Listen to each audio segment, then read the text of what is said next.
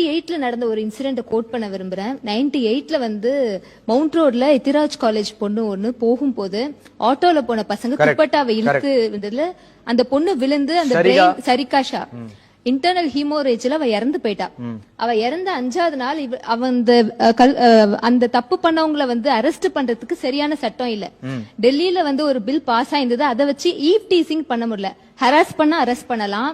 அதுக்கு அந்த பொண்ணுக்கு வேற செக்ஷன்லாம் இருந்து தவிர இது எப்படி எந்த சட்டத்துல அரெஸ்ட் பண்ணும் தெரியாத போது 5 நாள் அந்த பொண்ணு இறந்த அந்த இன்சிடென்ட் நடந்த 5வது நாள் தமிழ்நாட்டிலே இந்தியாலே first time the prohibition of eve teasing act Tamil Nadu 1998 நீ கலைஞர் கொண்டு வந்தார்.